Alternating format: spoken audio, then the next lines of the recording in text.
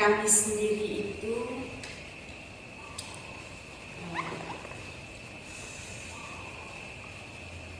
datang dari keluarga yang berbeda-beda ya.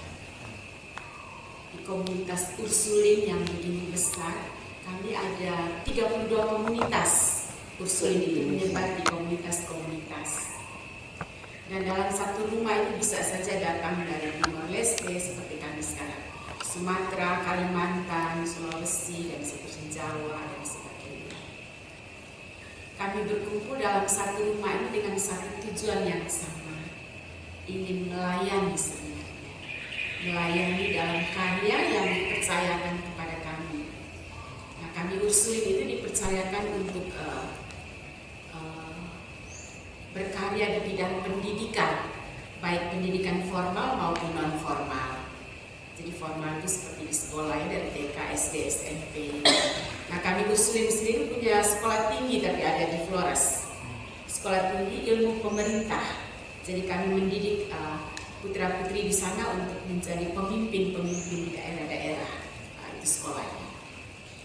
Lalu di kota-kota besar ya ada dan TK, playgroup sebenarnya. Playgroup sampai SMA. Nah, di sini sendiri dari TK sampai SMP. Dan asrama 10 orang, 14 orang. Kami sendiri datang dari latar belakang budaya yang sangat berbeda satu dengan yang lain. Tapi kami mencoba untuk tinggal di dalam rumah, tapi dididik dengan dasar yang sama. Dasar formasi kami itu di Bandung, di Novisiat Bandung, tempat kami semua ini dididik. Selama 2 tahun kami tinggal di sana. Tapi sebelum 2 tahun itu ada masa yang sebelumnya namanya postulat. Itu bisa di mana-mana. Dulu sebelum di Jogja, sekarang ini ada di Jogja, sebelumnya ada di Malang, sebelum lagi ada di Flores. Perempuan-perempuan itu berkumpul, nanti dengan motivasinya masing-masing mereka akan menjelaskan mengapa mereka harus masuk. Tapi intinya bahwa kami itu dididik dari dasar awal pendidikan kami itu hanya untuk mau supaya bisa melayani banyak orang tanpa mengikat diri pada keluarga, ya. Tapi kami harus keluar dari diri kami untuk melayani banyak orang. Kami ditempatkan di komunitas-komunitas dan ini datang dari macam-macam dan mencoba belajar bersama-sama untuk bisa menyesuaikan diri. Di sini ada TK, SD, SMP. Nah, suster-suster ini bekerjanya ada yang di TK, ada yang di SD, ada yang di asrama. Tiap hari kami bangun pagi itu jam 3:30 atau jam 4 karena 4:30 kami harus sudah berdoa bersama. Seperti teman-teman di Muslim pagi-pagi itu kan ada sholat ya, kami juga demikian.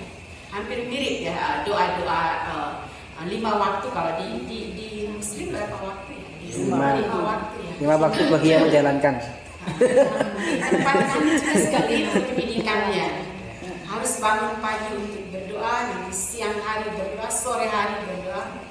Biasanya ada malam hari, tapi kami tidak gunakan malam itu untuk berdoa, untuk rekreasi dan macam-macam. Jadi pagi hari 4:30 itu kami sudah berkumpul bersama-sama di kapel kami. Gereja kecil ya, untuk doa bersama-sama. Sesudah itu baru kami ke gereja misa, habis misa sarapan. Lalu sesudah sarapan pagi kami semua bubar ke tempat pekerjaan kami masing-masing. Tugas masing-masing. Yang ke sekolah ya dia harus pergi ke depan untuk menyambut anak-anak yang datang. Lalu siang hari jam 12:30 itu bel selalu berbunyi tandanya mengumpulkan kami para suster untuk pulang makan bersama.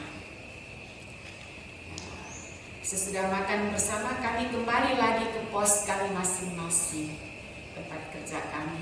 Karena di sini juga kan ada banyak juga teman-teman di rumah ini, teman-teman kami yang sesama kerja dengan kami ini ada guru-guru, karyawan yang kerja di dalam sini, karyawati, juga ada teman-teman Muslim dan Katolik bergabung.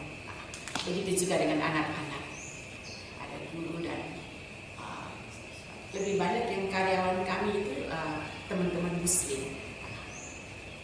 Jadi tidak asing buat kami di dalam seluruh kegiatan kami bersama. Sering kami kumpul bersama. Lalu sore hari sudah itu jam 3 guru pulang, kami juga pulang untuk istirahat sebentar. Lalu sore hari harus bangun lagi untuk berdoa lagi. Berdoa dan kegiatan pribadi. Jam 6 kami harus kumpul bersama di kapel kami, tempat doa kami untuk doa bersama sebagai komunitas. Sampai dengan jam 7 doanya. Dari jam 6 1 jam gitu ya, sampai dengan jam 7 sesudah itu makan malam. Sesudah makan malam ada kegiatan. Tempat ini, ruangan ini menjadi tempat kami berkumpul untuk rekreasi bersama. Bukan rekreasi, ada yang main lemah, ada yang macam-macam mainnya ya. Ada tempat, ada yang menari juga. Tabula Bali. Iya, ada yang menari. Itu kegiatan kami sepanjang hari. Proses pendidikan kami itu sudah mulai dari dasar. Ini banyak yang masuk sekarang itu banyak yang SMA, lulus SMA lalu masuk, atau lulus SMA lalu bekerja dulu lalu dia masuk, atau lulus sarjana lalu dia masuk. Jadi ada beberapa yang masuk ini ada beberapa tingkatan. Ada yang lulus SMA, ada yang sudah kerja, ada yang sudah sarjana masuk di dalam kelompok yang namanya Biara Usul. Jadi pendidikan dasarnya itu kami semua belajar hal yang sama, itu spiritualitas, pendiri dari tarekat Ursulin. Kami belajar yang sama, belajar spiritualitasnya, lalu pelajaran-pelajaran yang lain seperti biasa, seperti kita dapat di sekolah-sekolah yang lain, pendidikan dan macam-macam. Lalu mereka ini kalau sesudah dari pembentukannya, mereka ada yang kuliah ambil teologi, ambil macam-macam sekarang. Semua mata kuliah hampir dibutuhkan. Akuntansi, yang siapa yang punya minat di akuntansi ya dia kuliah di akuntansi, siapa yang punya minat guru ya dia sekolah PGSD, PG, apalagi segala macam sekarang ya, untuk membantu perkembangan kami. Jadi mereka semua ini kan motivasinya macam-macam ya, motivasi awalnya dan macam-macam. Saya itu mendampingi suster-suster yang baru masuk awal sekali, yang namanya aspiran ya, itu tinggal di komunitas-komunitas. Lalu postulat itu tahap berikutnya. Sesudah postulat itu dia pergi ke novisiat, pusatnya di Bandung, kumpul semua di sana. Yang tadi saya bilang bahwa itu tempat kami bertumbuh di sana selama 2 tahun. Sesudah itu baru dikirim ke komunitas-komunitas. Jadi pendidikan kami itu cukup lama. Seperti mereka ini, mereka yang namanya juniorat, pendidikan kami selama 5 tahun sampai 9 tahun. Jadi kalau 5 tahun itu dia ada proses belajar kuliah di luar, maka sampai 7 atau 9 tahun baru kaul. Kalau sudah kaul, seperti saya, seperti Suster Wadi dan Suster Maria memakai cincin, tanda ikatan kami bahwa sudah tidak ada yang lain lagi kecuali Kristus yang kami ikuti. Jadi kalau ada pemuda cakep, ya sudahlah. Jadi, tapi saya rasa bahwa proses untuk pembentukan diri kami itu cukup lama. Untuk dasarnya sangat lama. Jadi yang sesudah mereka ini yang berempat ini disebut masa junior. Mereka masih sekolah spiritualitasnya. Kami harus menanamkan hidup doanya, harus menanamkan macam-macam, harus buka kitab suci dan seterusnya, baca dan merenungkan dan macam-macam. Lalu belajar macam-macam yang lain supaya bisa saling mengenal satu sama lain dan seterusnya. Kalau tidak bisa berantem terus. Jadi cukup panjang pendidikan kami selama dari novisiat sampai juniorat bisa 9 tahun. Tapi kalau hitung dari awal aspiran, nah yang namanya masa aspiran atau masa pengenalan untuk mereka mengenal kami itu 1-2 tahun sampai 2 tahun. Lalu masa postulat itu dia sudah berkumpul di dalam sebuah komunitas itu 1 tahun, itu 2 tahun. Lalu novisiatnya sendiri 2 tahun, lalu junioratnya sendiri 5 tahun. Nah, jadi cukup panjang kami punya proses sampai pada kaul kekal, terima cincinnya. Seperti pernikahan ya, kita pernikahannya itu prosesnya cukup panjang. Jadi itu yang hidup kami sehari-hari. Jadi kami diajarkan untuk rendah hati, tiap hari harus diasah kesabaran supaya kami bisa saling sabar satu dengan yang lain. Kalau tidak naik dalam terus. Tiap kali harus diingatkan dan seterusnya. Motivasi masuk tentu berbeda-beda, tapi setelah itu diasah lagi sehingga menjadi satu motivasi yang murni untuk mempersembahkan diri pada Tuhan. Biasanya banyak yang pulang, banyak yang masuk tapi banyak juga yang pulang.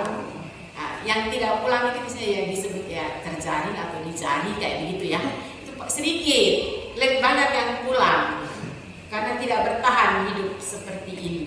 Nah, jadi prosesnya memang panjang dan kebanyakan dalam proses 9 tahun itu banyak yang pulang, banyak yang tidak tahu. Bahkan ada yang sudah terima cincin pun ada yang keluar karena setelah hidup lagi di komunitas merasa bukan tempat saya, tidak cocok, yang keluar, boleh menikah dan sebagainya. Yang penting harus, kalau di tempat kami itu kami punya pemimpin umum ada di Roma. Jadi segala sesuatu yang berkaitan dengan ikatan kami, kaul yang namanya kaul itu suratnya ke Roma. Nah kalau kayak mereka ini saya yang urus surat-surat mereka. Jadi setiap tahun saya harus memberi laporan ke Roma tentang kehidupan mereka sehari-hari setiap tahun sampai dengan proses kaul kekalnya. Jadi kami juga sering 3 tahun atau 2 tahun sekali dikunjungi oleh pembesar kami dari Roma Generalan. Di sana mereka ada 7 orang dari berbagai negara yang mewakili negara masing-masing berkumpul untuk membentuk sebuah kelompok dari pemimpin ya sampai dengan kami sendiri untuk Indonesia itu pusatnya di Bandung.